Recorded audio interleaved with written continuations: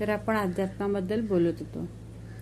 बऱ्याच वेळा असं होतं आध्यात्मिक लोकांचं की त्यांना वाटतं की अध्यात्मामध्ये आपण पडलोय, आपण बरेच दिवस देवाचं करतोय, देव म्हणतोय, आपल्याला दुःख होणार नाही, दुःख येणार नाही आपल्या जीवनात, किंवा त्रासच अजिबात नसतील, फक्त आता सगळं चांगलं होईल. चांगलं घडतंच आपल्या आयुष्यात, पण काही त्रास असे आहेत ना की आपल्या मागच्या जन्मीचे जे काही कर्म असतात ते आपल्या समोर येतात.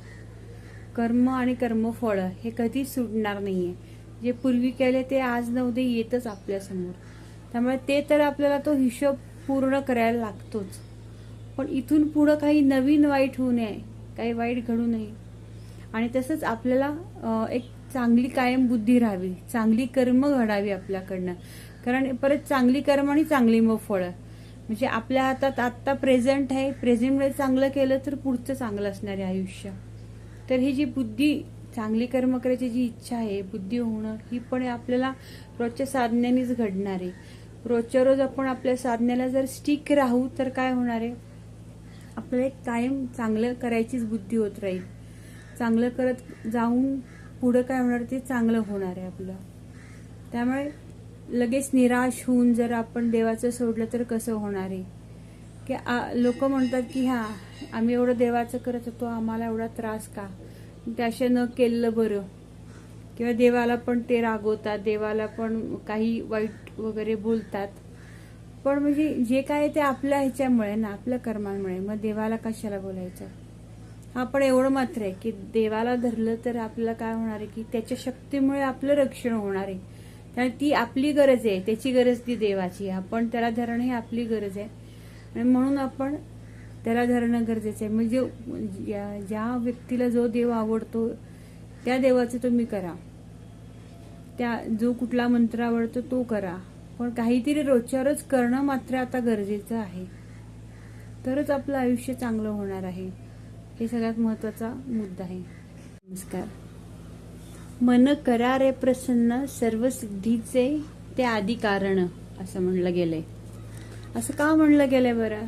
कारण मन प्रसन्न असेल तर सगळ्या गोष्टी मिळणार आहेत तुम्हाला.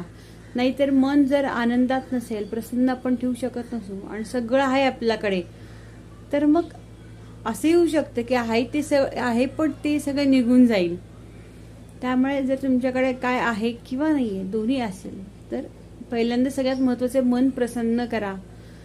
सुखात सगळेच आनंदात राहतात, सगळेच हसतात, हसू शकतात. पण तुम्हाला त्रास आहे, तुम्हाला कष्ट आहे, त्याच्यात पण तुम्ही जरा समाधानाने आणि आनंदाने जगू शकला तर काय होणार आहे की तुम्ही कायम पॉझिटिव्ह राहणार आहे या गोष्टीमुळे. किंवा असं म्हणू शकतो की पॉझिटिव्ह राहणं म्हणजेच की आनंदात राहणं. या गोष्टीशी कसे टॅकल करताय तुम्ही, कसे स्वतःला या सगळ्यातनं गोष्टीमध्ये सावरून परत स्टेबल करताय, मनाला स्थिर ठेवताय, फार महत्वाचं आहे. त्यामुळे मन जर स्थिर करता आलं तर तुम्ही प्रसन्न राहाल. प्रसन्न राहिला तर तुम्हाला काही नवीन गोष्टी सुचतील, नवीन विचार येतील. तुमच्या परिस्थितीतून तुम्हाला बाहेर पडायचंय तर त्याला पण एक विचार यायला लागतात ना, तर तुम्ही त्यातनं बाहेर पडणार आहे. पण जर तुम्ही दुःखी राहाल, रडत राहाल, तर त्यातनं कधीच नवीन विचार येणार नाहीत तुम्हाला.